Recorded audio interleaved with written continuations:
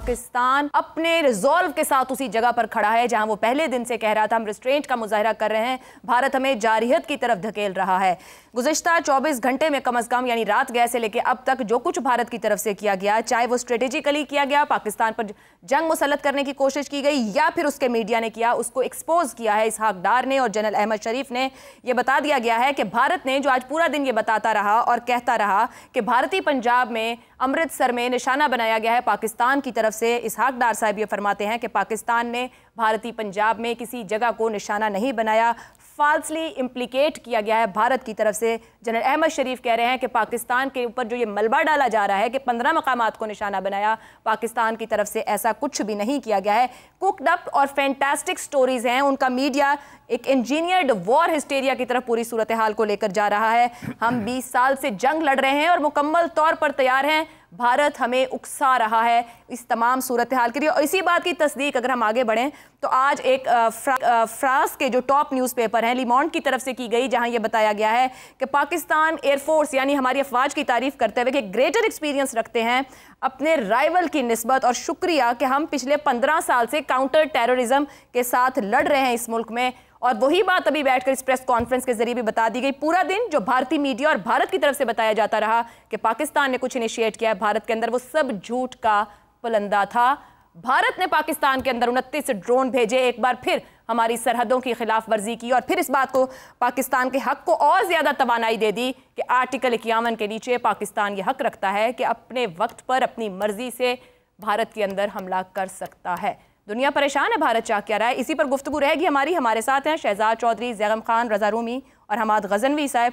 शहजाद चौधरी साहब, एक तो प्रेस कॉन्फ्रेंस यकीनन आपने भी सुनी जो इस वक्त एक्सपोज किया गया है कि भारत पूरा दिन जो कुछ करता रहा हर फ्रंट के ऊपर और उसमें कोई शवाहिद नहीं मौजूद है। दूसरा, जो आज 29 ड्रोन्स पाकिस्तान को भेजे गए, हमारा नुकसान भी हुआ है, जानी नुकसान हुआ है, बहुत अफसोस की बात है, लेकिन हमने गिराए हैं, हमने मारा है।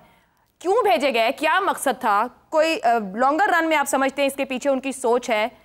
क्यों एक तरफ ये कहना कि हम तो नहीं चाह रहे कुछ और हो, क्योंकि आज ये कहा गया जयशंकर की तरफ से सऊदी अपने काउंटर पार्ट को कि हमारी तरफ से इनफ, मगर जो आज हुआ है वो ये कहता नहीं है। अच्छा आयशा, एक तो मेरे ख्याल में एक चीज हमें इस वक्त तक जो जिसको जैसे कहते हैं कि मजमूई तौर पर कहने की जरूरत है कि पाकिस्तान का अब तक जितना रवैया रहा है वो डिफेंसिव रहा है, अपने दिफा में रहा है। बिल्कुल। यानी पाकिस्तान के जितने ऑपरेशन थे ये डिफेंसिव ऑपरेशन थे। हमने अभी अपना ऑफेंसिव जो अपना ऑपरेशन है, ऑफेंसिव जो हमारा मिशन है, उसको हमने लॉन्च नहीं किया। और ये मैं मजमूई तौर पर पाक अफवाज के कॉन्टेक्स्ट में कह रहा हूँ, उसके अंदर फौज भी है और उसमें पाकिस्तान एयरफोर्स और फिर नेवी का अगर उसमें थोड़ा बहुत डिपेंडिंग किस एरिया में हो रही है वहां पे उसका रोल आता है। तो ऑफेंसिव मिशन या ऑफेंसिव हमारा जो जो जो प्लान है वो अभी तक लॉन्च नहीं हुआ। और जब वो जिस तरीके से मैं सेकंड करता हूँ जनरल शरीफ की इस बात को कि जब वो होगा तो वो फिर अपने तौर पे खुद उसका इजहार होगा। और इसका ताल्लुक न्यूक्लियर से या किसी ऐसी स्ट्रेटेजिक लेवल की चीज से नहीं है। इसका एक टिपिकल टैक्टिकल ऑपरेशनल लेवल जिसका असर भी होगा और दुनिया को नजर आएगा, वो बिल्कुल ऐसा एक ऑफेंसिव मिशन जो है उससे पाकिस्तान की वो इंडिया की वो जो एक बढ़ती हुई आपको नजर आती है कि शायद उनमें या वो पाकिस्तान को प्रोवोक कर रहा है या वो समझता है कि पाकिस्तान खामोश बैठा है किसी मजबूरी के तहत। मेरे ख्याल में उसका जवाब उनको खातिर खा मिल जाएगा। ये कब होता है, कैसे होता है, कैसे का तो मुझे अंदाजा है, कब होता है ये हमारी अपनी लीडरशिप की टाइमिंग्स पे डिपेंडेंट है कि वो किस तरीके से उसको किस वक्त देखते हैं। देखिए एक और जो चीज हो रही है इस पीरियड में, यानी कल की जो मिशन, रात के जो मिशन थे और जो रात के हमारा आपस में टकराव हुआ उसके बाद से अब तक, कि पाकिस्तान भी एक स्पेस दे रहा है दुनिया को और दोस्तों को और भारत को कि भारत समझ जाए और पाकिस्तान ये साबित कर दे कि हम एक रिस्पॉन्सिबल और जिम्मेदार नेशन की तरह एक डिप्लोमेसी को मौका देना चाहते हैं। क्योंकि हमें पता है कि अगर हम उस ऑफेंसिव रोल में चले गए तो फिर उसका आगे से रोक और टोक कुछ नहीं होगी। यानी वो इस किस्म की चोट होगी कि भारत के लिए उसको एक्सेप्ट करना शायद वो मंजूर नहीं होगा और वो उसको वो हजम नहीं कर पाएगा। इतनी चोट हो सकती है उस चीज की। फिर उससे आगे क्या होता है वो बात की बातें हैं। तो इसलिए ये स्पेस छोड़ना। तीसरी बात आपका सवाल कि यूएवीज जो है उसने क्या, यूएवी का मतलब यही था, दो चीजें हैं, प्रोवोक करना पाकिस्तान को किसी ऐसे स्टेप में जो गुस्से में कर जाए। जो वो कह रहे हैं कि मिसाल के तौर पे कि भारत पाकिस्तान ने मिसाइल मारे, अगर मिसाइल मारे होते 15 जगहों पे तो उनमें कम से कम 2 तो जाते, 4 तो पहुंचते, बाकी 10-11 आप अगर कर भी लेते इंटरसेप्ट तो बाकी तो पहुंचने चाहिए थे ना। जिस तरीके से पाकिस्तान आज आपको अपना प्लॉट शो किया है कि रेडार का प्लॉट, जिसमें आपका मिसाइल जो कि आपने किसी तरफ दागा हुआ था जिसको डिंगा में गिराया गया, तो उस किस्म की एक चीज आपके पास भी होनी चाहिए थी पाकिस्तान के मिसाइल्स के बलिए। लेकिन अगर आप नहीं दिखा पा रहे और इंटरनेशनल मीडिया को नहीं दिखा पा रहे, तो फिर ये एक कुकड अप स्टोरी है। और आज का जो ये ड्रोन्स का था, इसका मतलब सिवाय हैरासमेंट के, सिवाय पाकिस्तानी कौम को ये बावर कराने के कि हमारा पलड़ा यानी हिंदुस्तान का पलड़ा भारी है और आपकी जो कौम है, ये जो आपकी लीडरशिप है, वो इस वक्त थोड़ी सी खामोश बैठी है और वो नहीं कर रही जो कि वो कर रहा, उसको करना चाहिए जिस तरीके से कि ऑफेंसिव है। जाहिर है कि एक ऑफेंसिव मिशन है जो कि अगला आने वाला है। तो इसलिए ये तमाम चीजें पाकिस्तान को भी वो स्पेस छोड़नी है, चाहे तमाम में हुज्जत ही क्यों ना हो, वो करना पड़ता है आजकल की दुनिया के अंदर। और वो उसमें देखिए अगर कुछ निकल आता है पॉजिटिव तो Pakistan will be the happier. ये अच्छी बात है कि अगर अमन का कोई रास्ता निकलता है। हाँ, जैसा मैं बार बार कह रहा हूँ कि उसके लिए जो हमारी शिकायत हैं उनको मद्देनजर रखना पड़ेगा, इंडस वाटर ट्रीटी को रखना पड़ेगा सामने, और जो बाकी मामला जिसमें पाकिस्तान और भारत के दरमियान में एग्रीमेंट्स हैं उनको अपनी जगह पे सख्त रहना होगा, वो उनको आप छोड़ नहीं सकते। तमाम चीज़ों को फिर एक रूल बेस्ड रिलेशनशिप होगी। कश्मीर चले बाद में देख लेंगे, लेकिन ये चीज़ें कोई ना कोई जो भी मीडिएशन होगी उसको इसको मद्देनजर रखना पड़ेगा। लेकिन मैं समझता हूँ कि वक्त करीब आ रहा है कि पाकिस्तानी अफवाज को एक अपना जो ऑफेंसिव मिशन इन्होंने इनका है, उसको मैं कह रहा हूँ कि सिर्फ एयरफोर्स का नहीं होगा, वो एक कंबाइंड मिशन होगा, कॉम्पोजिट मिशन होगा। हमें वो लॉन्च करना पड़ेगा अगर भारत अपने रवैये में तब्दीली नहीं लाता, और ताकि एक सबक उसको जरूर मिले, एक उसको ऐसी चोट जरूर लगे कि उसको समझ आए कि अगर इससे भी आगे जाओगे तो फिर इससे आगे और मराइल भी हैं जो उसको सहने पड़ेंगे। ज़ैगम साहब, कितना वक्त है, क्योंकि ये सवाल हर जगह और बार बार हो रहा है। भारत गुज़िश्ता रोज ये कह के जी सफेद परचम भी लहरा दिए गए, फिर उनकी वज़ीरा ने भी कह दिया जी हमने कर लिया, हमारा हो गया। लेकिन जो आज किया है, अब से कुछ देर पहले अमेरिकी वज़ीर ख़ारजा ने वज़ीर आज़म शहबाज शरीफ से टेलीफोन पर गुफ्तगू किया है। हमने अपने कंसर्न, आर्टिकल 51, ये सब कुछ सामने रख दिया है। आपके ख्याल में जब भारत ने पहलगाम किया कोई शवाहिद नहीं दिए, आज बहुत सी ऐसी बातें की जो अभी प्रेस कॉन्फ्रेंस में एक्सपोज कर दी कि कोई शवाहिद मौजूद नहीं किसी बात के, पाकिस्तान ने ऐसा कुछ किया नहीं, हम करेंगे तो हम खुद बताएंगे, उसकी गूंज भी सुनाई देगी। भारत क्या साबित कर रहा है? हमें उकसा रहा है, उस पॉइंट पर ला रहा है कि पाकिस्तान रिएक्ट करे और रिटेलिएट करे? आयशा, सबसे पहली बात तो हमें देखनी है कि उनको जो मकासद थे क्या वो पूरे हुए हैं। उससे ये जाहिर होगा कि वो अब क्या करने चाहता है। 3 तरह के मकासद होते हैं, हो सकते हैं और हैं भारत के मामले में। सबसे पहले सियासी मकासद, दूसरे नंबर पे स्ट्रैटेजिक, और तीसरे नंबर पे फौजी मकासद। अगर आप सियासी मकासद देखें तो आपको लगता है कि बीजेपी एक हद तक, बड़ी हद तक शायद कामयाब हो रही है, लेकिन उसमें भी जो एक रखना पड़ गया है कि भारत के जहाज़ गिरने का मामला, जिसको भारत ने अभी तक बहुत छुपाया हुआ था, तमाम मीडिया को मना किया हुआ था, अब वो सबके सामने आ रहा है। जहाज़ बनाने वाले भी मान गए हैं, फ्रांस मान गया है, बता रहा है, बैनुल-अक़वामी जो इदारे हैं जिन पर सारी दुनिया एतबार करती है वो भी बता रहे हैं। तो सियासी मकासद में कामयाबी के बावजूद एक रखना पड़ गया है। दूसरे नंबर पर स्ट्रैटेजिक मकासद, खुद भारतीय भी कह रहे हैं कि भूल जाओ कि तुम स्ट्रैटेजिक मकासद हासिल कर लोगे और पाकिस्तानी तुम्हारी इन हरकतों की वजह से तुम्हारे नीचे लग जाएंगे। तीसरे नंबर पर मिलिट्री है। अगर जहाज़ ना गिरे होते तो यकीनन मोदी साहब ये कह सकते थे कि फ़ौजी तौर पर मेरा ऑपरेशन बहुत कामयाब रहा, लेकिन 5 जहाज़ गिरवाकर, जिसमें से 4 के जो शवाहिद हैं वो तो ज़मीन से आ गए हैं सामने, उनके अपने मीडिया ने रिपोर्ट किए, उसकी बुनियाद पे किस तरीके से इसको एक फ़ौजी तौर पर कामयाब हिकमत अमली कहा जा सकता है। अब 2 तरह के उनके प्रॉब्लम आ रहे हैं। एक तो ये है कि वो इश्ताल अंगेज़ी करना चाह रहे हैं, और क्यों करना चाह रहे हैं? इसलिए कि अब उन्हें ख़तरा है कि पाकिस्तान रिटेलिएशन करेगा, और उस रिटेलिएशन को प्री एम्प्ट करते हुए वो इस तरह की पॉस्चरिंग कर रहे हैं, इस तरह की चीज़ें दिखा रहे हैं कि हम, जिसकी वजह से हम घबरा जाएं और कोई रिटेलिएशन ना करें। अगरचे हमें रिटेलिएशन की ज़रूरत नहीं थी और ये शायद रिटेलिएशन ना होती, लेकिन वो रिटेलिएशन पे मजबूर कर रहे हैं, क्योंकि पाकिस्तान रिटेलिएशन का जो मकसद था वो अपने डिफेंस में ही हासिल कर चुका था। अपने दिफा में ही जो पाकिस्तान ने कर दिया था उसमें इतना कुछ था कि रिटेलिएशन का पर्पस भी पूरा हो रहा था। ज़ैम साहब कता कलामी की माजरत, रुकिएगा, हमें एक अपडेट ब्रेक लेनी है, हम वापस आते हैं तो आप अपनी गुफ्तगू आगे बढ़ाइएगा।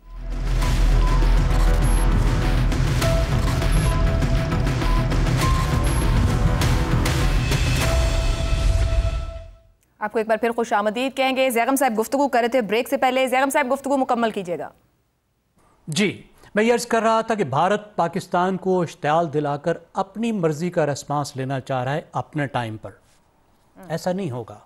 ये 2 दिन 4 दिन की जंग नहीं है, ये 77 साल की जंग है जो शायद 77 साल भी चलेगी। हमें मालूम है कि कैसे रिस्पांस देना है और किस टाइम पर देना है। तो ये रिस्पांस हमारा होगा, हमारी मर्जी की जगह पर होगा और हमारे टाइम पर होगा, किसी के स्टाल पर नहीं होगा। ये हमारे स्ट्रेटेजिक ऑब्जेक्टिव्स पर होगा, हमारे अपने मिलिट्री ऑब्जेक्टिव्स हासिल करने के लिए होगा। तो इसीलिए ये आप देखिए जो हैरप ड्रोन्स भेजे गए हैं, एक तो अवाम में, एक अवाम को एक बेबसी में मुब्तला करना, ये एहसास देना कि पाकिस्तान की जो अफवाज हैं उनकी हिफाजत नहीं कर सकते। हालांकि ऐसे मच्छर वाले ड्रोन हैं कि जो बहुत कम डिटेक्ट होते हैं और हमने डिटेक्ट किए हैं और वजह भी बता दी गई है कि क्यों इनको फौरी तौर पर डिस्ट्रॉय नहीं किया गया। और उसके ज़रिए से ये जो कोशिश की है इन्होंने और जिसको पाकिस्तान ने रिस्पांस कर लिया कि पाकिस्तान के एयर डिफेंसेस को मैप किया जाए, तो एक तरीके से मैसेजिंग है। मेरे ख्याल है we have got the message and we knew what to do. Messaging भी है तो फैसला साज हम होंगे, ये तो अभी बता दिया गया। डीजी ISPR और नायब वजीर आजम बैठे हुए थे, इसाक डार साहब, दोनों की तरफ से। रजा रूमी साहब, मगर भारत जो कर रहा है, जो ज़ैगम साहब भी सवाल उठा रहे थे, हमें उकसा भी रहा है, बार बार हमारी सरहदों की खिलाफ वर्जी कर रहा है, कोई बैनुल अक़वामी क़वानीन मानने को तैयार नहीं है, कोई रूल्स उसके ऊपर नहीं आ रहे, दुनिया समझा रही है, उसकी पावर एक्सपोज हो रही है। 6 और 7 की रात शर्मिंदगी उठा चुका है। आज जो सारा दिन किया वो एक मज़हका खेज सूरत हाल बन गई है। भारत जो बिहेव कर रहा है, कैसे उसको देखा जाए? क्या एक रोग स्टेट बन रही है? क्या इजराइल से बोरो कर रहा है अपने कैरेक्टर को?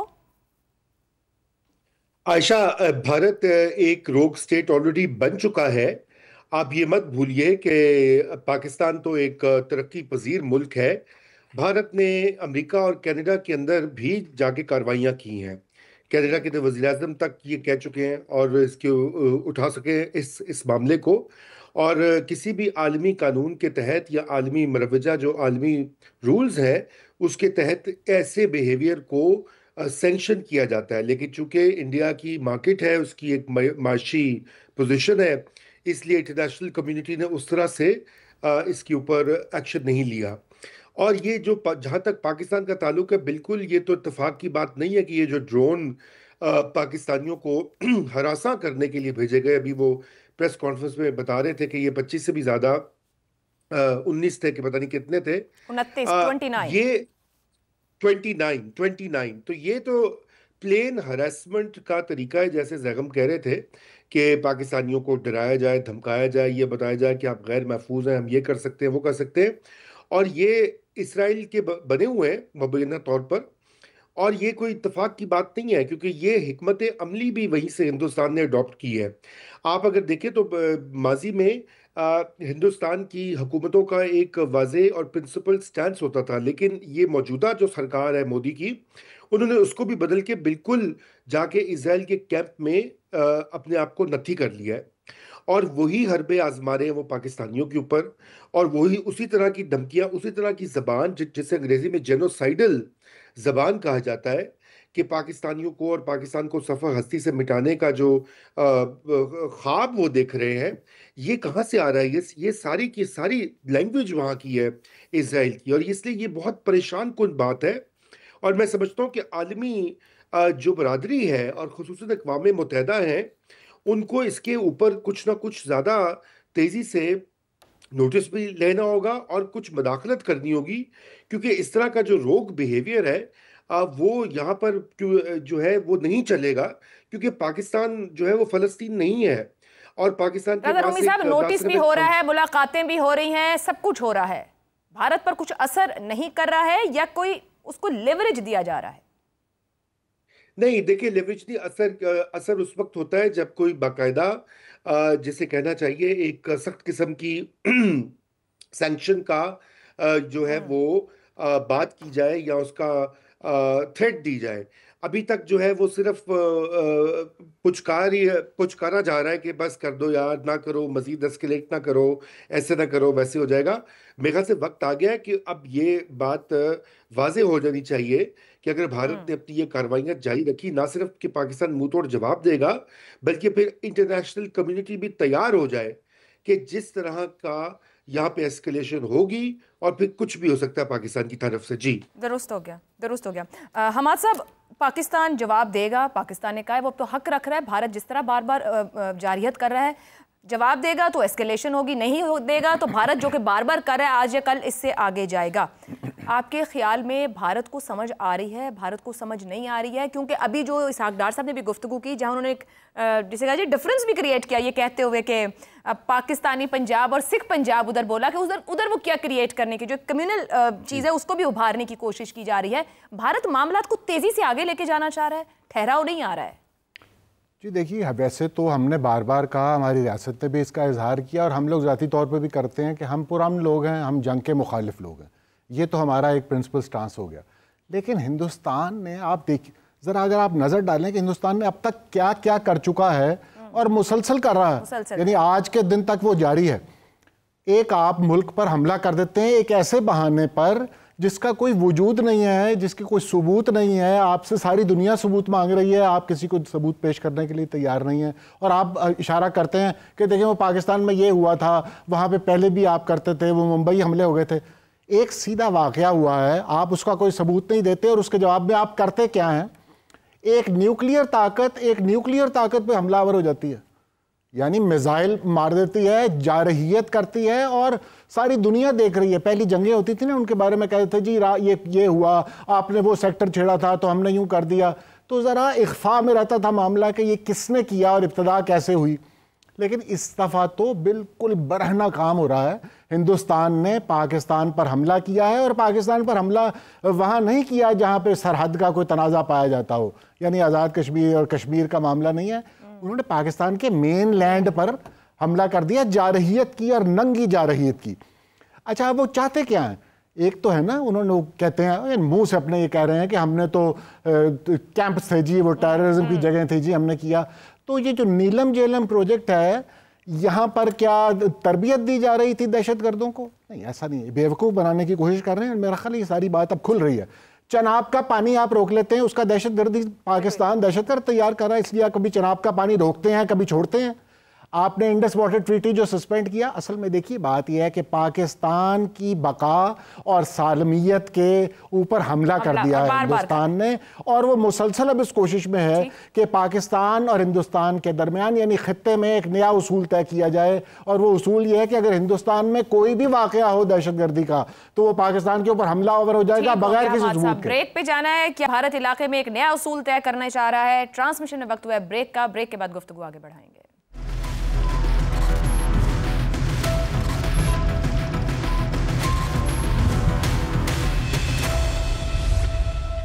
समा की खुसूसी ट्रांसमिशन में आपको एक बार फिर खुशामदीद कहेंगे। हमारे साथ पैनल में शामिल हो चुके हैं शहजाद चौधरी साहब हैं, हमाद गजनवी हैं, इफ्तिखार अहमद हैं और जैगम खान हैं। इफ्तिखार साहब ने अभी हमें ज्वाइन किया। इफ्तिखार साहब, आपने भी यकीनन वो प्रेस कॉन्फ्रेंस सुनी है जो आज पूरे दिन का अहाता कर रही थी, जो खदशात यहाँ पर मौजूद थे कि कैसे भारत ने पाकिस्तान के शहरों के अंदर 29 ड्रोन्स पहुँचाए। हमने बेशक मार गिराए, नुकसान भी हुआ, लेकिन सवाल भी उठ रहा है।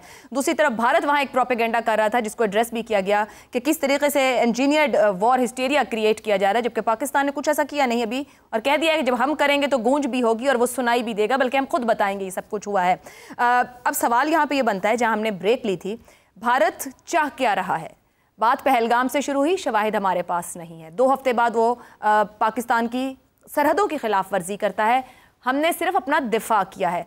आज वो हम पर बहुत से ड्रोन यहाँ भेज रहा है, बात वहाँ कर रहा है कि भारतीय पंजाब में सिखों को निशाना बनाया गया है, जिसके फिर कोई शवाहिद नहीं, जो अभी प्रेस कॉन्फ्रेंस में भी सवाल उठाया गया कि कुछ तो होगा आपके पास दिखाने और बताने को। भारत खिते का बैलेंस ख़राब करने की कोशिश में है। दुनिया सब्र का पैगाम दे रही है, एक्टिव हुई है, लेकिन भारत एक स्टेप आगे जा रहा है। एक स्टेप के बाद कहीं कोई रोक आएगी, कोई रोक पाएगा, या ये तवाज़ुन खराबी की तरफ ही बढ़ जाएगा?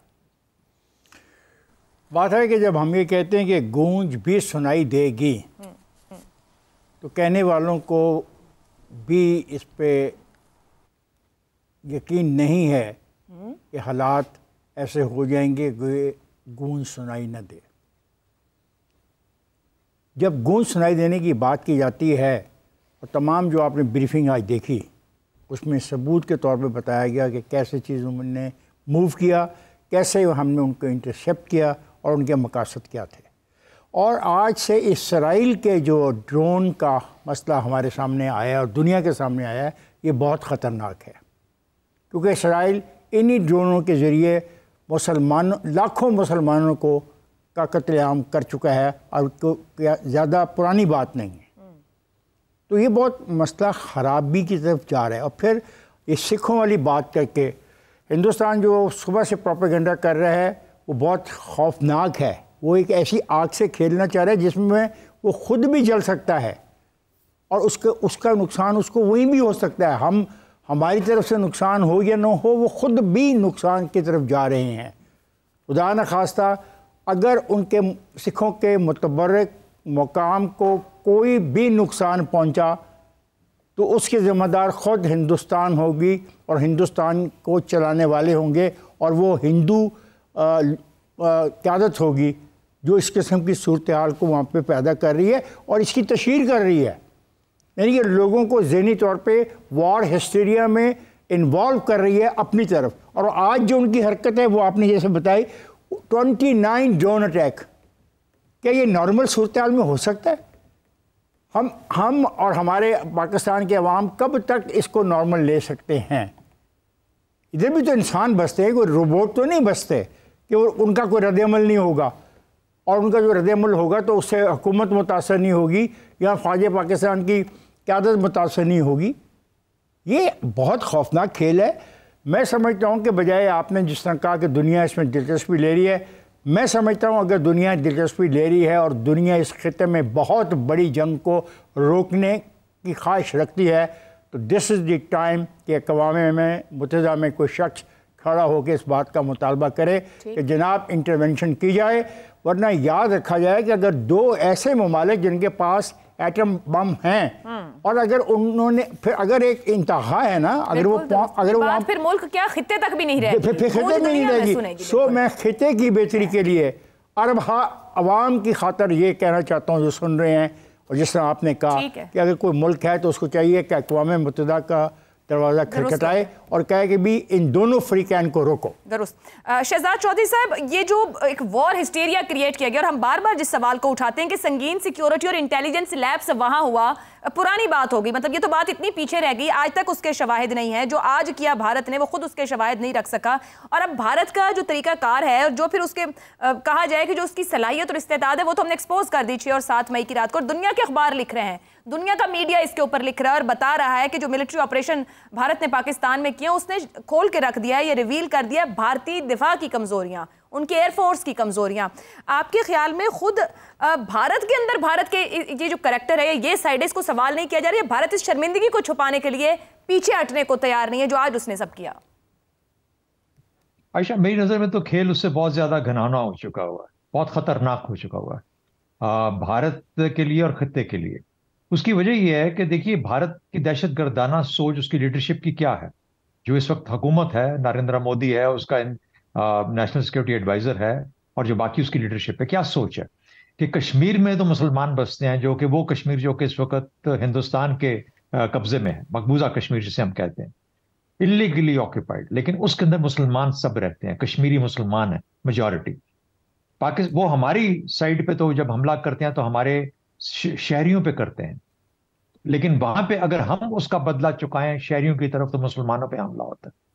जब हम यहां पे आते हैं पंजाब के अंदर और सेटल्ड बॉर्डर के अंदर तो क्या नजर आता है कि वो एक ह्यूमन शील्ड बना के पीछे छुपा हुआ है। वो ह्यूमन शील्ड किन की है? नॉर्थ में कश्मीरियों की और यहाँ पे सिखों की।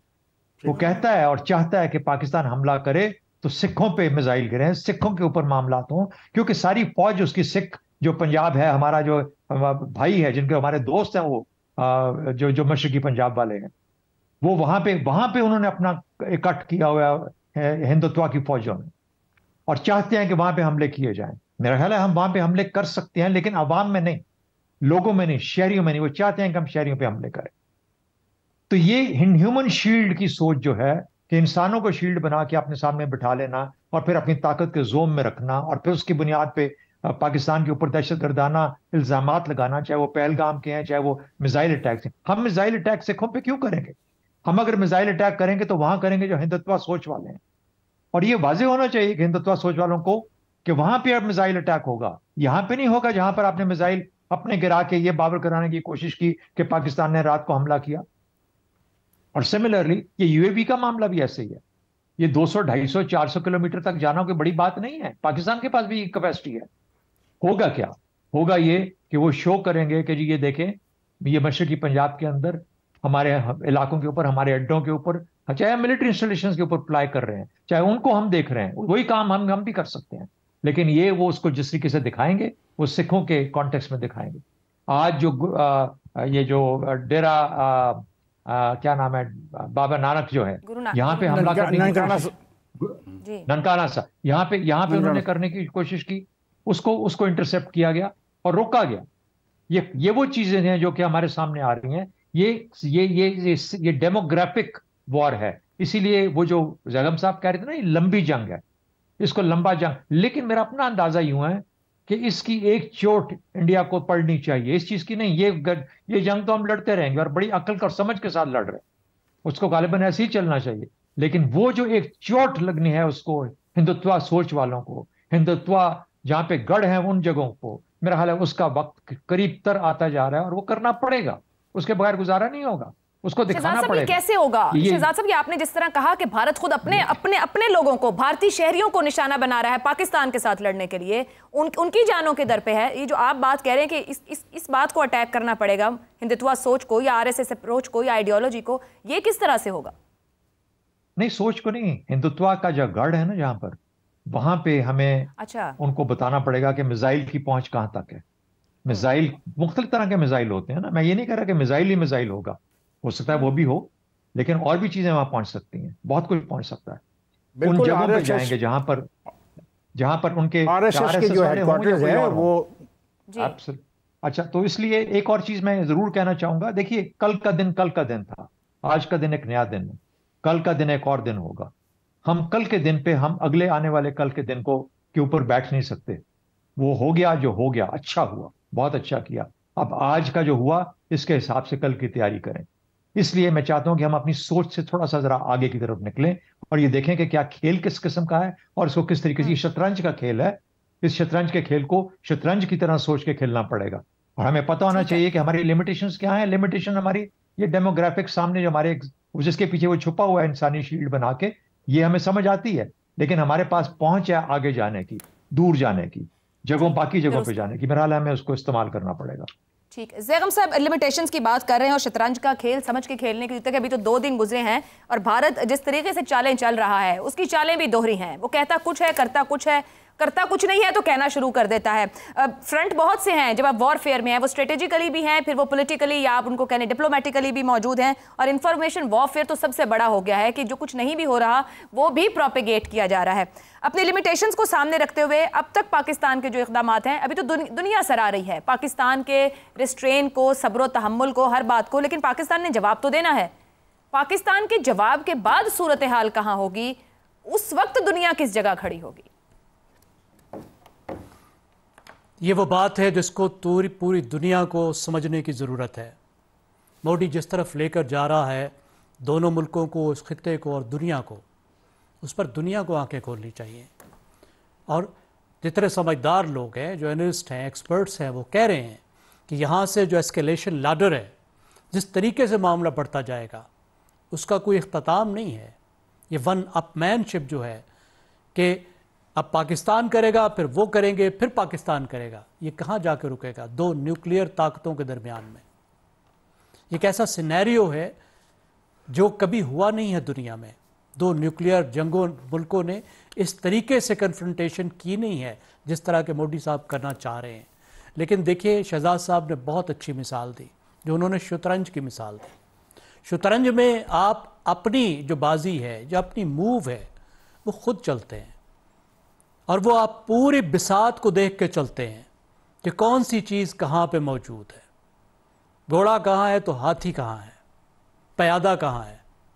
तो पाकिस्तान ने वही करना है। किसी तौर पे हमने प्रोवोक नहीं होना। अगर वो प्रोवोक करके अपनी मर्जी का रिस्पांस हासिल करना चाहता है तो वो नहीं मिलेगा। हम रिस्पांस देंगे लेकिन हम अपनी मर्जी का देंगे।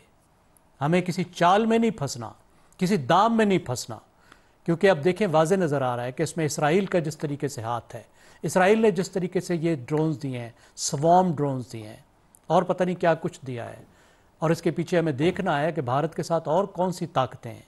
उनके अगर पाकिस्तान के ख़िलाफ़ अज़ाइम है तो वो क्या अज़ाइम है, भारत की एंड गेम क्या है, और हमने उसे उसकी एंड गेम में भी नाकाम करना है। अपने डिग्निटी का भी तहफ़्फ़ुज़ करना है, अपने बॉर्डर्स का भी तहफ़्फ़ुज़ करना है, अपने लोगों का भी तहफ़्फ़ुज़ करना है, उसको सबक भी सिखाना है। लेकिन सबसे बड़ी बात देखें, जब भी कोई जंग लड़ी जाती है तो वो किसी पॉलिटिकल मकसद के लिए लड़ी जाती है। तो हमने उस मकसद पे नज़र रखना है कि आखिर भारत चाहता क्या है, उसके ऑब्जेक्टिव्स क्या हैं। और आपकी जीत उस वक्त होती है जब आप दुश्मन के ऑब्जेक्टिव्स में उसको नाकाम बनाते हैं, सिर्फ उसको शिकस्त नहीं देते, सिर्फ अपना तहफ़्फ़ुज़ नहीं करते। साहब कह रहे थे ना ब्रेक से पहले कि खित्ते के असूल बदलना चाहता है, क्या यही मकसद है सबसे बड़ा? जी बिल्कुल बिल्कुल, आपने दुरुस्त कहा। खित्ते के असूल बदलने में एक जिसको कहते हैं अंग्रेजी में न्यू नॉर्मल, अपनी बदमाशी का असूल कि मैं जब भी चाहूं इल्जाम लगा के चढ़ दौड़ूं, तभी वही करने की उसने कोशिश की ना। कोई सबूत नहीं है दुनिया को दिखाने को, लेकिन फिर भी पाकिस्तान पे चढ़ दौड़ने की कोशिश की और फिर मुंह की भी खानी पड़ी। तो इसको, इस बात को न्यू नॉर्मल तो अभी तक हमने नहीं बनने दिया, उनकी फजाइया के साथ जो कुछ हुआ, और आगे भी हम किसी तौर पर इसको न्यू नॉर्मल नहीं बनने देंगे, ये हम अफोर्ड ही नहीं कर सकते। दुरुस्त हो गया। हमाद साहब, न्यू नॉर्मल अगर भारत चाह भी रहा है तो हम उसकी राह में सबसे बड़ी रुकावट हैं या उसके सिनिस्टर डिज़ाइन के रास्ते में मौजूद हैं, चाहे वो फिर अपने ही लोगों को भी इस्तेमाल कर रहा हो, मगर हम उन लोगों के साथ भी हमदर्दी रखते हैं अगर वो उनको इस्तेमाल कर रहा है जंग में, ख़ास तौर पर मासूम लोगों को। ये फरमाइएगा कि ये इसको चैलेंज कैसे किया जा सकता है? भारत जो तसल्लुत चाह रहा है, भारत जो हदबंदी करना चाह रहा है इस खित्ते में अपने आप को ऊंचा रखते हुए, उसको कैसे चैलेंज करने और एड्रेस करने की ज़रूरत है? यानी इलाके का इसराइल बनना चाहता है वो। तो पाकिस्तान तो फ़लस्तीन नहीं है ना, और पाकिस्तान वो जो छोटे छोटे ममालिक हैं वो भी नहीं है। पाकिस्तान एक न्यूक्लियर स्टेट है, लाइक इट और नॉट, पाकिस्तान एक न्यूक्लियर स्टेट है। और पाकिस्तान, इसी को डिटरेंस कहते हैं ना, जो अमेरिका और रशिया के दरमियान पाई जाती थी, बैलेंस ऑफ पावर, इसी को कहते हैं कि कुछ चीज़ें उनकी वो नक्शे बना करते थे, वो टैंकों की तस्वीरें, इनके कितने हैं, उनके कितने हैं, जहाज़ कितने हैं, इनके कितने, लेकिन उससे हटकर ये बात होती थी कि इनके वॉर हेड्स हैं और ये न्यूक्लियर पावर्स हैं, ये बराह रास्त नहीं लड़ेंगी। ये उसूल बायपोलर वर्ल्ड में चलता रहा, साल साल दहाइयाँ चलता रहा, और कभी किसी ने एक दूसरे के ऊपर मिसाइल नहीं फेंका। ये काम नहीं होता। देखिए ना, वो क्या करते थे, प्रॉक्सी वॉर्स लड़ ली, कहीं टेररिज्म को फ़रोग दे दिया, कुछ और उन मुआशी तौर पर उन पर हमलावर हो गए, लेकिन ये नहीं कि आप किसी पे मिसाइल मार दें। मिसाइल की तो शक्ल ही अगर दिखाई जाए, जैसे 62 में दिखाई थी, क्यूबा में जाके लगा दिए थे, वो हटाने पड़ते हैं। ये यूक्रेन में क्या हो रहा है? यही हो रहा है कि जब आप इतने करीब जाते हैं तो वो दूसरा मुल्क फिर कहता है भाई नहीं, ये हमारे दरमियान, ये हमने एक तय की हुई है कुछ बात, अनसेड, कोई एग्रीमेंट नहीं होता, लेकिन ये तय होती है। वैसे उसके ऊपर एग्रीमेंट भी था बाय द वे नेटो का, लेकिन बहरहाल एक ये बात तय होती है कि न्यूक्लियर पावर्स हेड इस तरह नहीं जाती कि बिल्कुल आईबॉल और वो बिल्कुल एक आप जंग की सूरत की मत। हमारा भारत तो किसी भी दुनिया के असूल को मानने को तैयार नहीं ना। आप कहीं से भी शुरू कर लें, चाहे वो यूएन के कवानीन है, चाहे वो आपका दोनों मुल्कों के बायलैटरल मामलात रहे, चाहे वो कश्मीर का मामला रहा, उसने 370 खत्म कर दी, चाहे वो पानी के मामलात है हमारे साथ इस वक्त। अब हमने देखा ना, डेटरेंस का जो एक प्रिंसिपल है उसको वो रीडिफाइन करने की कोशिश कर रहे हैं। ये जो हम बात कर रहे हैं सारी, कि पाकिस्तान होगी न्यूक्लियर पावर, लेकिन अगर हमें शक भी पड़ गया, यानी कश्मीर में अगर कोई वाकया ऐसा हो जाता है जिसका हमारे पास कोई सबूत नहीं है, तो हम पाकिस्तान पे हमलावर हो जाएंगे और इसको आप बस इजी लीजिए। ये वो करने की कोशिश कर रहे हैं, तो ये तो नहीं हो सकता ना।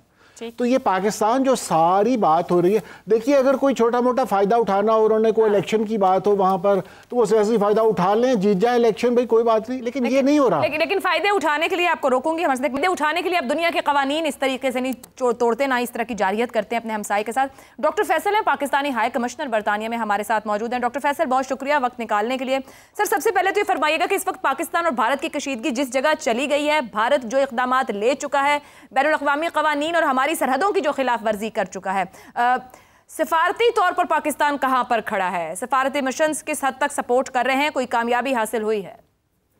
जी, ये सिफारती तौर पे आपके तमाम सिफारत खाने मुतहर्रिक हैं। आपने देखा सिक्योरिटी काउंसिल में बंद कमरे का इजलास हो चुका है।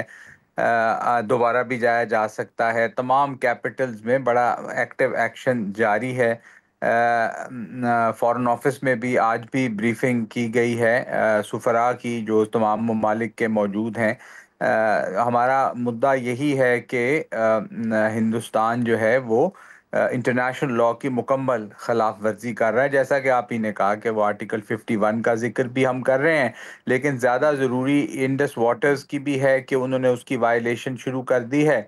और वो ट्रीटी जो हमने बाहमी तौर पे नेगोशिएट की थी, वर्ल्ड बैंक ने ब्रोकर की थी, उसकी टोटल वायलेशन में जा रहे हैं। तो इसमें जितना हम बात करेंगे, ओआईसी का आपने सुन लिया है, स्टेटमेंट भी आ चुका है, तो इफेक्टिवली इस पे काफ़ी काम हो रहा है। मगर हिंदुस्तान ठीक। चूंकि इस वक्त किसी भी बात सुनने को तैयार नहीं है, तो बहुत सारे चैलेंजेस हैं।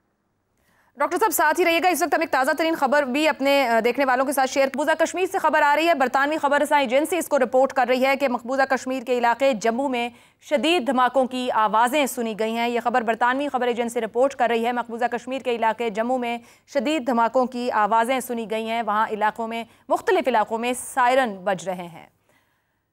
ये खबर आपको दे रहे हैं हम, जिसे बरतानवी खबर एजेंसी ने रिपोर्ट किया है। इलाके भी आ रहे हैं, अखनौर, सांबा, कठुआ और मुख्तलिफ इलाकों में धमाकों की आवाज़ें सुनी गई हैं। डॉक्टर फैसल साहब, अब जिस तरीके से सिफारती तौर पर बहुत से मिशंस एक्टिव हैं, पाकिस्तान भारत दोनों के काउंटर पार्ट्स के साथ भी बातचीत जारी है। ये फरमा दीजिएगा कि आपने कहा भारत किसी की बात सुनने को तैयार नहीं है।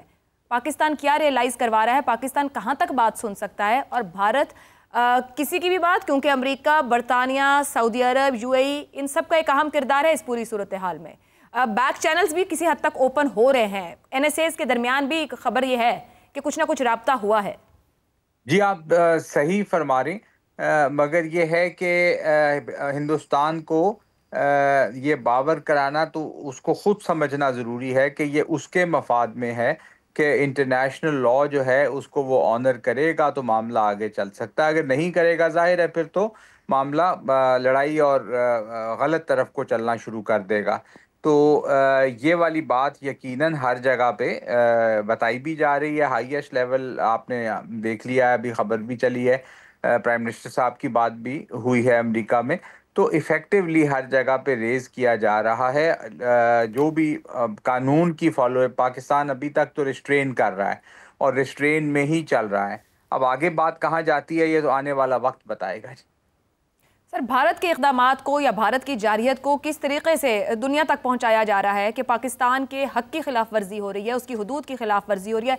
कितना एग्रेसिवली या किन ज़राए के साथ इस चीज़ को बताया और दिखाया जा रहा है? ये जी, हमारी मुलाकातें भी होती हैं, हमारे जो हुकूमती ओहदेदार होते हैं उन्हें भी बताया जाता है, पॉलिटिकल लेवल पे भी बताया जाता है, मीडिया के थ्रू भी बताया जाता है। यहाँ पे मीडिया बड़ा पावरफुल है वेस्ट में, तो मीडिया में जाकर उनसे गुफ्तगू करके प्रिंट में भी, इलेक्ट्रॉनिक में भी इस चीज़ को उठाया जा रहा है। तो तमाम जो ज़राए, हमारे सोशल मीडिया का बड़ा इफेक्टिवली इस्तेमाल किया जा रहा है। तो कम से कम बावर कराने के तमाम ज़राए जो हैं उन्हें बड़ा इफेक्टिवली रेज किया जा रहा है। ठीक हो गया। डॉक्टर फैसल साहब, शहजाद चौधरी साहब हमारे साथ हैं पैनल पे। मेरा ख्याल से वो आपसे गालिबन कोई सवाल या इनपुट देना चाह रहे हैं, तो जरा सुन लेते हैं पहले। शहजाद साहब जी प्लीज। जी, डॉक्टर साहब अस्सलाम वालेकुम, क्या हाल है आपका? ठीक है? ठीक अच्छा, सर, खैरियत। हाँ, ये फरमाइएगा कि इस वक्त पाकिस्तान एक मखमसे में फंसा हुआ है कि हमने जो अपना रिस्पॉन्स है, जिसको कि वो हम क्विड प्रो को प्लस कह रहे थे, हमने वो रोका हुआ है और वो स्पेस क्रिएट की हुई है जो कि डिप्लोमेटिक एक्टिविटी के लिए गालिबन ज़रूरी होती है इस गैप में, इससे पहले कि पाकिस्तान अगले मरहले पे जाए और ये खित्ता पूरे का पूरा उसमें धंसता चला जाए। ये बहुत क्रिटिकल इस वक्त जगह है। आप फरमाइए कि आपकी नज़र में वो कौन सी ऐसी नोटेबल 2 या 3 चीज़ें होंगी, या कम से कम 2 चीज़ें होंगी जिसमें आप कहेंगे कि डिप्लोमेटिक एक्टिविटी जो हो रही है या जो होनी चाहिए, और किस शक्ल में होनी चाहिए कि हमें कुछ उम्मीद पैदा हो कि हम शायद ये पूरा खित्ता या पाकिस्तान को अगला स्टेप लेने की जरूरत नहीं है, इसी से रास्ते निकल आएंगे, और अगर नहीं निकलेंगे तो फिर पाकिस्तान अपनी तैयारी पकड़े। तो वो क्या एक्टिविटीज होनी चाहिए, मार्कर्स होने चाहिए डिप्लोमेटिक एक्टिविटी के, जहां पे आपको कुछ डिप्लोमेटिक सक्सेस की उम्मीद नजर आना शुरू हो जाए, वरना फिर पाकिस्तान अपना रास्ता पकड़े।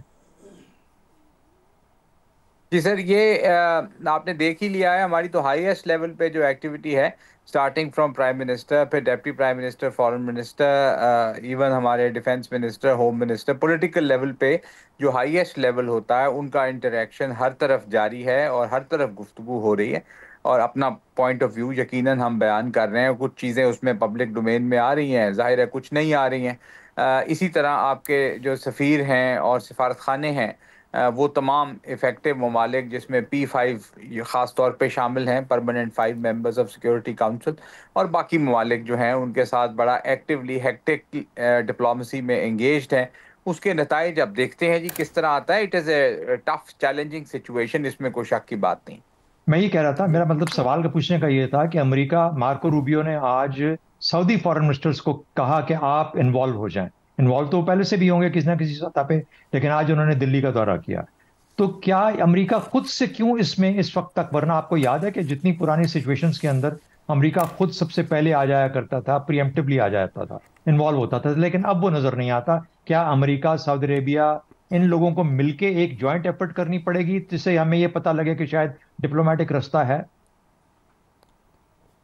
ये ज़रूरी नहीं है जी, हर मौका डिफरेंट होता है, हर मौका और ग्लोबल सिचुएशन, रीजनल सिचुएशन, तमाम चीज़ें बड़ी डिफरेंट होती हैं, बदल जाती हैं। पहले कुछ और, अगर 2019 की आप बात सोच रहे हैं तो वो एक डिफरेंट माहौल था, एक डिफरेंट सिनेरियो था।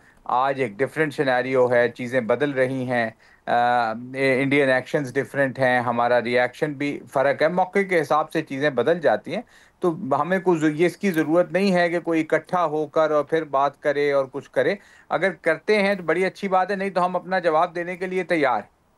ठीक हो गया, बहुत बहुत शुक्रिया डॉक्टर फैसल, हमें समा पर ज्वाइन करने के लिए। एक ब्रेक लेनी है, ब्रेक से वापस गुफ्तगू को आगे बढ़ाएंगे।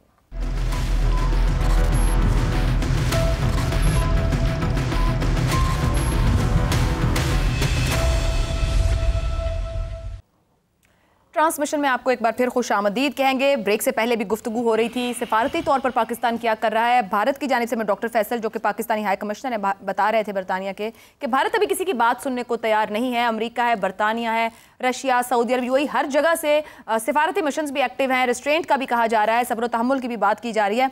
मगर इफ्तिखार साहब, अगर भारत को देखा जाए, वहाँ कोई ठहराव, कोई रोक नजर नहीं आ रही। वो कह भी रहे हैं कि अच्छा हमने ये कर लिया, मगर उसके बाद जो आज उन्होंने किया, इसका कोई जवाब नहीं है। कुछ समझ से बाहर है कि भारत किधर जाना चाह रहा है। हमारा जो हक है, हमें उसमें तवानाई और मिल रही है कि हम दुरुस्त जगह पर खड़े हैं, जिसको सब सराह रहे हैं। भारत को समझ नहीं आई कि जो अखंड भारत का ख्वाब है, ये जो मोदी की जो सोच है, वो 47 में टूट गया है। पाकिस्तान एक हकीकत के तौर पर मौजूद है, 25 करोड़ अवाम यहाँ बसते हैं। अखंड भारत का की बात करने वाली RSS तो वहाँ मौजूद है ना, दे आर इन पावर। और उनको शायद ये भी इल्म है कि हमारे पास शाहीन 2 भी है, और मेरे ख्याल है उनके इल्म में ये भी है कि हमारे पास अबाबिल भी है, और उन दोनों को के बारे में बखूबी उनको इल्म होगा कि इनकी रेंज क्या है। और उनको ये भी पता है कि अगर वो हमारे हर जगह को दहशत की जगह कहते हैं, यहाँ पे दहशत गर्दी हुई, यहाँ पे दहशतगर्द इकट्ठे हुए, तो RSS का जो दफ्तर है वो भी तो नक्शे पे कहीं मौजूद है ना, मध्य प्रदेश में, नागपुर में। और ख़ुदा के लिए इस मामले को यहाँ तक मत बढ़ाओ। ये 2.25 अरब लोगों का मसला है, ये तुम्हारी ज़ाती ख्वाहिशात का मसला नहीं है। इसको तबाह मत करो। यहाँ पे गुर्बत है, गुर्बत के ख़ात्मे के लिए हमें इकट्ठे होकर लड़ना है। तुम उन गरीबों को इस्तेमाल कर रहे हो शील्ड के तौर पे। जब ये मेरी पता लगा मुझे कि आप सिखों को शील्ड के तौर पे इस्तेमाल कर रहे हो, क्या आपको अफसोस नहीं होता? क्या वो तुम्हारे वोटर्स नहीं हैं? क्या तुम्हारी वहाँ पे हुकूमत नहीं है? और अब तुम अपने ज़ाती और सियासी मकासद के लिए उनको झोंकना चाहते हो। मैं एक बात वाज़ेह कर दूं, हमारी किसी फ़र्द शख्स से कोई जंग नहीं है, लेकिन अगर हमारे पर हमला हुआ, जैसा हो रहा है आज हुआ, यानी 24 ड्रोन आपने एक दिन में चढ़ा दिए, 29 ड्रोन चढ़ा दिए। ये पटाखे नहीं हैं। अभी हम ज़रा इसको इजी लेना चाह रहे हैं, हम एक रेस्ट्रेंट रखना चाह रहे हैं। हम नहीं चाहते पूरा खिता ही आग में झुलस जाए। ठीक हो गया। तो बराए मेहरबानी इसका लिहाज करें, हम इसको हमारी कमजोरी मत समझें। दुरुस्त है। ज़ैगम साहब, लिहाज, समझ या अकल ये तो दिखाई नहीं देती। वहां से जो गोदी मीडिया है ना, उनको वो वजूहात की बात करते हैं ना रीजनिंग की बात करते हैं, बल्कि अवाम को मुश्तिल करते हैं। माजी की बात की जाए तो कदर मुख्तलिफ पैटर्न था मीडिया के ऊपर भी या टीवी चैनल्स के ऊपर भी। अगर मुश्तिल हजूम था तो पॉलिटिकल पार्टीज रोल प्ले करती थी। कांग्रेस की बात कर ली जाए तो कुछ सब्र तहम्मुल और इंतहा पसंदी से एक डिस्टेंस क्रिएट करते थे। मगर पहलगाम हमले के बाद नजर आया कि कांग्रेस भी इस तरह बीजेपी के साथ खड़ी हो गई कि दोनों सियासी जमातों का फर्क खत्म हो गया। क्या जो 19 में बीजेपी ने अर्न किया इस अप्रोच के साथ, कांग्रेस भी उसी लाइन में जा रही है? देखिए, जहाँ तक पाकिस्तान के साथ रवैये का ताल्लुक है तो उसमें कांग्रेस का भी कोई रिकॉर्ड मुख्तलिफ नहीं है। उसने भी हमेशा पाकिस्तान के ख़िलाफ़ काम किया है, पाकिस्तान के अंदर बगावतों की मदद की है, और ये काम 1947-1948 से शुरू होता है। और पाकिस्तान की जो तकसीम हुई थी, जो मुक्ति बानी को सपोर्ट किया गया था, जो बनाया गया था, मदद की गई थी, आम किया गया था, पाकिस्तान को तोड़ा गया था, उस वक्त तो वो कांग्रेस ही थी। लेकिन कुछ फ़र्क था। कांग्रेस के रहनुमाओं से भी हम मिलते थे 20-30 साल पहले, जब वो लोग यहाँ आया करते थे। उनमें एक तहजीब आपको नज़र आती थी, एक रख रखाव नज़र आता था, कुछ न कुछ अमन की ख्वाहिश नज़र आती थी, कुछ रूल बेस्ड ऑर्डर जो है उसकी ख्वाहिश नज़र आती थी कि झगड़ा भी अगर चले तो वो किसी तहजीब के दायरे में चले। एक ख्वाहिश नज़र आती थी कि चीज़ें आउट ऑफ कंट्रोल ना हो जाए, पूरा खित्ता किसी बड़ी मुसीबत में ना पड़ जाए। लेकिन इस वक्त जो बीजेपी की सियासत है और उसके जो रहनुमा है, जो डेमागॉग हैं, उनका तो वो अंदाज़ है जो तारीख़ी तौर पर फाशिस्ट जमातों का रहा है। वो तो उस तरीके से है जिस तरीके से हिटलर या मुसोलिनी था। और उनके जो आइडियोलॉग्स हैं, जिन लोगों को वो फॉलो करते हैं, जो उनके बड़े बड़े हीरोज़ हैं, उन्होंने तो जो किताबें लिखी हैं और जो उन्होंने आइडियालॉजी बनाई है, वो हिटलर और मुसोलिनी से मुतासिर होकर भी बनाई है। और अभी जो उनका बड़ा असर है, जहाँ से वो सीखते हैं, जो उनके गुरु हैं, वो इसराइली हैं। यानी ख़त्म करना किसी को, नस्ल कुशी की जो सियासत है, और वो जंग कर रहे हैं अपने ही लोगों के ख़िलाफ़, अपने ही अवाम के ख़िलाफ़। पाकिस्तान पे बात करते हैं दो कौमी नज़रिए की, लेकिन दो कौमी नज़रिया तो इस वक्त उन्होंने अपने अंदर बना रखा है। कि जो हिंदू नहीं है उनके साथ किस तरह सलूक होता है, गाय रक्षस वहाँ क्या कर रहे हैं, मुसलमानों के साथ क्या सलूक हो रहा है। और इसी तरह खित्ते को भी एक आग लगाने का जो उनका प्लान है, ये एक ऐसी मैडनेस है जो पूरी दुनिया के लिए बहुत बड़ी ख़तरनाक चीज़ है। तो हमें अपने आप को भी महफूज रखना है, उनका जवाब भी देना है, और दुनिया को भी बताना है कि देखो ये कितना बड़ा खतरा दुनिया के लिए इमर्ज कर रहा है। दुरुस्त हो गया जी। एक ब्रेक लेते हैं, ब्रेक के बाद गुफ्तगू आगे बढ़ाएंगे।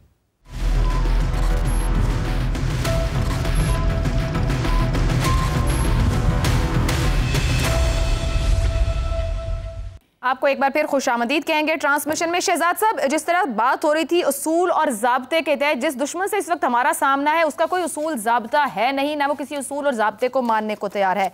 डॉक्टर फैसल से आपने भी सवाल रखा और अभी बात हुई तो उनका भी ये जवाब था कि सफारत मिशन कोशिश कर रहे हैं, बात हो रही है, सब कुछ है, मगर भारत कुछ मानने को तैयार नहीं है। ऐसे दुश्मन से सामना हो, ऐसे मुखालिफ से सामना हो, तो फिर किस तरीके की हैंडलिंग की ज़रूरत है? कहाँ तक उसके सामने ये कहा जा सकता है कि आप अब बस कर जाएं, आप उसूल, कोई कानून, दुनिया की तरफ देखें, इस बात को सुने, उसको समझें, खित्ते का नुकसान, मेरा नुकसान, आपका नुकसान, मगर वहां तो कोई परेशानी नहीं है। आयशा, मैं ये सोच रहा था, और बल्कि हम सब सोच रहे हैं इस चीज़ के बारे में, कि बीजेपी की जो इस वक्त की जो सरकार है, जो इस वक्त उनकी लीडरशिप है, इनके दिमाग में क्या जोम है। यानी मैं वापस जाता हूँ 1998 के अंदर, 1998 में, जब दोनों मुल्कों ने मई के महीने के अंदर ही अपने न्यूक्लियर ब्लास्ट किए। तो क्या चीज़ थी जो वाजपेयी को ले आई पाकिस्तान में 99 में? वो चीज़, वो भी बीजेपी का प्राइम मिनिस्टर था और बहुत अच्छा काबिल प्राइम मिनिस्टर था, वो भी इसी सोच के साथ आया था। लेकिन उसको मजबूर किया किसी चीज़ ने पाकिस्तान का दौरा करने पे और पाकिस्तान लीडरशिप के साथ मामलात को रफा दफा करने हैं। उसने लाहौर में खड़े होकर यादगार पाकिस्तान पे कहा कि पाकिस्तान एक हकीकत है जिसको मैं मानता हूँ, और उसने फिर अपने नोट्स भी ऐसे लिखे वहां पर। कहने का मतलब है कि वो सोच जो उस वक्त आपकी इंडियन लीडरशिप की थी, बीजेपी की थी, वो कब और कैसे बदली इस सोच में, जो कि आज समझती है कि वो पाकिस्तान को गालिबन नफसियाती तौर पर जेर कर सकते हैं। पाकिस्तान उस पोजीशन में नहीं है कि उसका मुकाबला कर सके किसी तरीके से। ये मिलिट्री की बात नहीं है, मिलिट्री टू मिलिट्री, वो तो पाकिस्तान ने 2-3 मरतबा साबित कर दिया कि हम खड़े रहेंगे। लेकिन ये एक कौमी लेवल के ऊपर जो सोच है उसके अंदर आई। मेरा अपना ख्याल ये है कि हमने जब कश्मीर को यानी कुछ पिछली 5, 7, 10 सालों में आहिस्ता आहिस्ता वहां से हटके और फिर उलझे हम मगरबी सरहदों के ऊपर।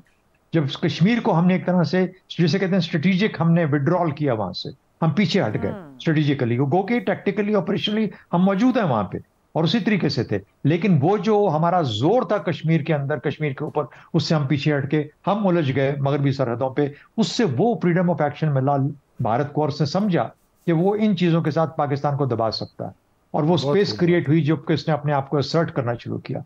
तो मेरा ख्याल है कि अगर भारत वही जुबान समझता है जो कि वो समझता रहा है पहले से, तो मेरा अपना अंदाजा है कि शायद पाकिस्तान को अपनी स्ट्रैटेजी को रीथिंक करना पड़ेगा। एक तो बात ये होगी। दूसरी बात, वो जो न्यूक्लियर एक क्रेडिबिलिटी थी, एक रिजीम क्रिएट हुई 1998 के बाद जिसने एक हकीकत का रूप धारा, उसको आहिस्ता आहिस्ता, चाहे बेशक पहली गलती हमारी थी जो कि मुशर्रफ के जमाने में हुई, उसको हमने हर्ट किया, उसको डैमेज किया उस रिजीम को, लेकिन उसके बावजूद वो कायम रही।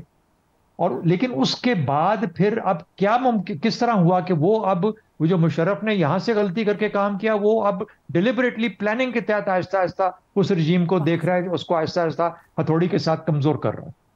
और ये कमजोर करना मेरे ख्याल में खत्ते के लिए तो हम कहते ही कहते हैं कि सबके लिए खतरनाक है, पाकिस्तान के लिए भी खतरनाक है, भारत के लिए भी खतरनाक है, लेकिन वो उसको खेल समझते हुए कि शायद पाकिस्तान इससे दब जाएगा, तो कहीं ना कहीं पे इन दोनों की कॉम्बिनेशन जो है हमें उसको दोबारा देखना पड़ेगा कि हमने अपनी स्ट्रेटजी में कैसे उनको लिंक करना है ताकि हम उसे फायदा हासिल कर सकें। यही चीज है जो कि अमन दे सकती है।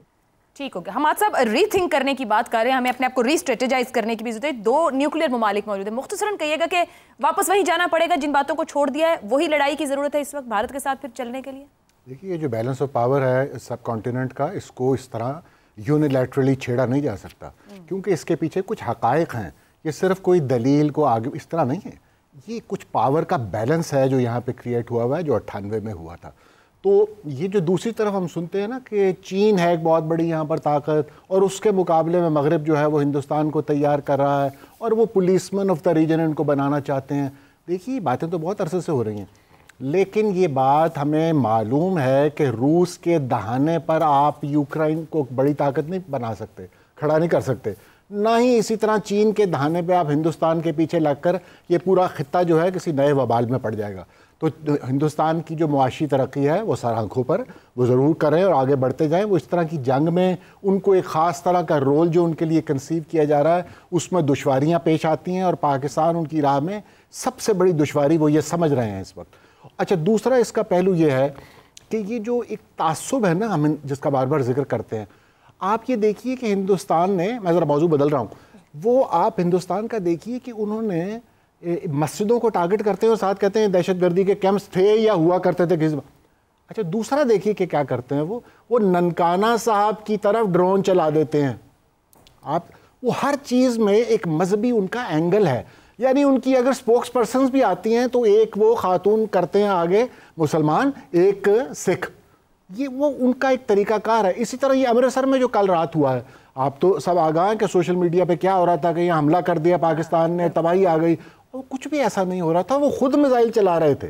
तो ये सारा जो हिंदुस्तान ने एक मैडनेस क्रिएट की हुई है और जिसको वो कंटिन्यू करने के लिए वो ड्रोन भी चलाते रहे आज सारा दिन, और वो फायर एंड फॉरगेट ड्रोन्स होते हैं। ये असल उसका मकसद यही है कि पैदा किया जाए इस मुल्क में। मतलब तो मैं उस पागलपन पे जरा आखिरी फिक्रा कह दूं कि वहां पर हत्ता कि आप ये देखिए कि वो लोग, आपने कांग्रेस का जिक्र किया था कि कांग्रेस भी, तो हम जो लोगों को महज़ब समझते थे, यानी शशि थरूर जैसे लोग जो डिप्टी सेक्रेटरी जनरल रह चुके हैं, साउथ के आदमी हैं और पढ़े लिखे हैं, बड़े संजीदा, तो वो भी क्या बातें गुफ्तगू कर रहे हैं। जावेद अख्तर जैसा आदमी जो है वो कह रहा है आर्या पार, यानी बिल्कुल ही अहमखाना बात की। दलील, शवाहिद और आर्गुमेंट सब गायब हो गए। वैसे भी कहा जा सकता है कि जंग की कैजुअलिटी सच होती है, लेकिन ये जरूर कहेंगे कि कुछ भी आपको पता चले उसको 1-2 मिनट तसल्ली से सुने, एब्जॉर्ब करें, समझने की कोशिश करें कि इसमें कितनी सच्चाई है, या रीचेक कर लें, फिर ज़रूर उसके बारे में आगे बात करें या बढ़ाएं।